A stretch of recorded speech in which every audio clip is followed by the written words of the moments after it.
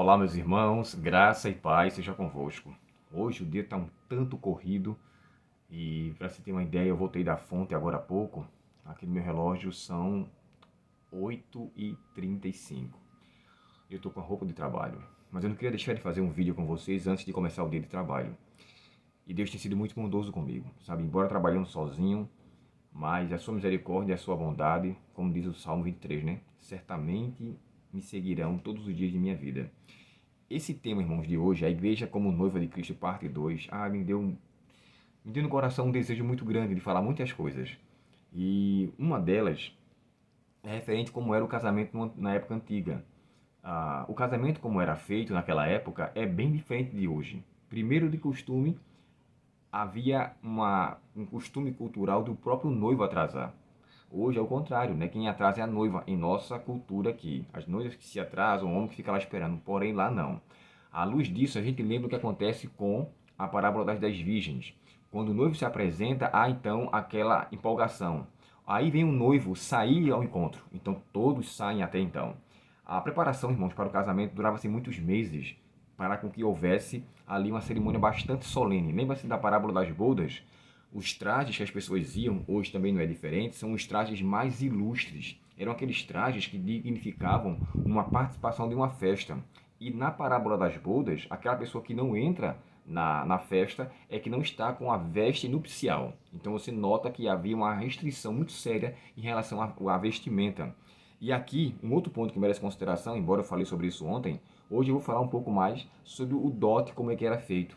Sabemos que a pessoa tinha que demonstrar ao pai da pessoa que tinha condições de mantê-la, e era um dote que era dado para ele como garantia. Só que o dote, irmãos, eles tinham pelo menos três formas de ser, né? Uma delas era através daquilo que aconteceu com Jacó, um trabalho forçado, um trabalho que ele precisou realizar para mostrar para o seu pai, no caso, né? Ali era Eita, rapaz, agora deu Labão, o pai das meninas, né? Tanto de Lia quanto de Raquel. Então ele trabalhou ali 6 anos para poder reconquistá-la e posteriormente, 7 anos, perdão. 7 anos por uma, 7 anos pela outra e aí depois foi, mas o dote era aquele trabalho. E ele manteve a família com todo o seu trabalho. Depois, você lembra que quando Davi queria se casar com Mical, Saul, com a sua maldade, disse o seguinte, ele chega a dizer assim, ó, deixa eu abrir aqui o texto, 1 Samuel, capítulo 18. Olha só a fala do próprio Davi. 1 Samuel, capítulo 18. 1 Samuel, perdão.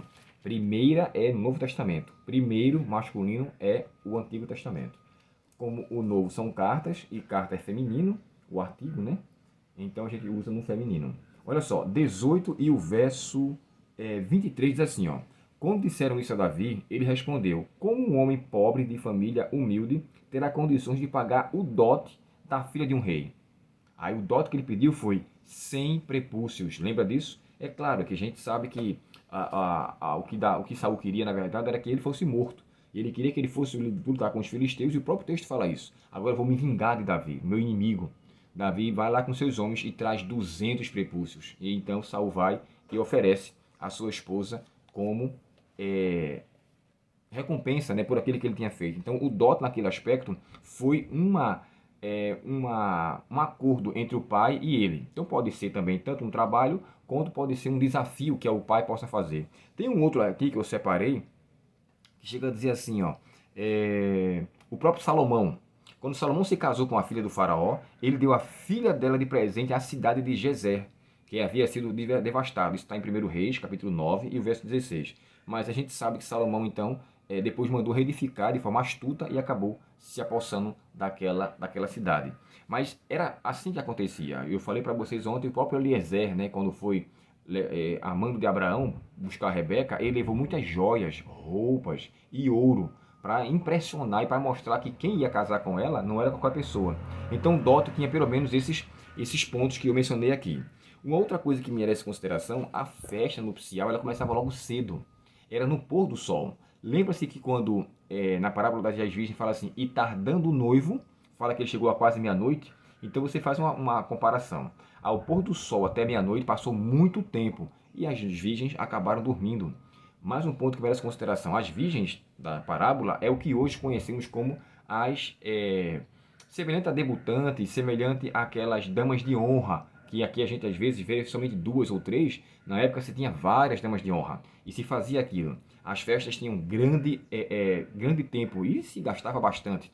Era um momento muito esperado, porém que havia um preparo muito sério. E aqui vem a questão consciente para a gente considerar. Diante dessa situação, Paulo faz essa comparação. O preparo, o tempo e a maneira como a gente vai receber o noivo. Como estamos realmente nos preparando? Estamos nos enfeitando de quê? Estamos nos adornando com o quê? Quando o texto de Apocalipse fala assim, ó, e veio o esposo, né, quando fala assim, adereçada para o seu marido, preparada para ele. Adereçada é enfeitada, né? Preparada envolve todo aquele contexto de preparo que o antecede. E assim deve ser conosco também. O nosso preparo para com a volta do noivo tem que ser todos os dias. Não sabemos quando ele vai chegar com precisão, mas os elementos que acontecem em nossa vida nos dá ênfase que não está muito longe. Assim como as 10 virgens, assim como a parábola das bodas, estejamos preparados para receber o nosso noivo quando ele voltar. Cristo é o noivo, nós, como sua igreja, somos a sua noiva. E ao ter esse encontro, esse casamento, que à luz da Bíblia, de acordo com Gênesis capítulo 3, nunca deveria haver separação, perdão, capítulo 2, né? O que Deus uniu não separe o homem.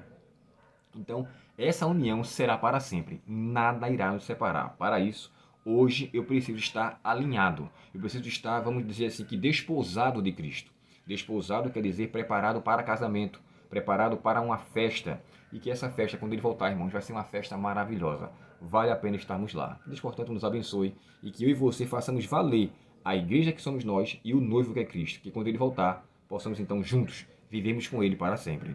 Oremos ao Senhor. Querido Pai Celestial, obrigado a Deus pela Tua palavra e obrigado pelos Teus conselhos a nós nesta manhã.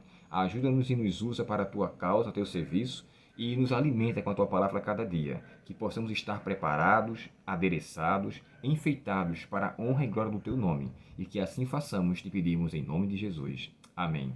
Deus te abençoe, um ótimo dia em sua presença e que você tenha um dia de bênção de acordo com a presença do nosso Pai Celestial. Até o próximo estudo. Até logo.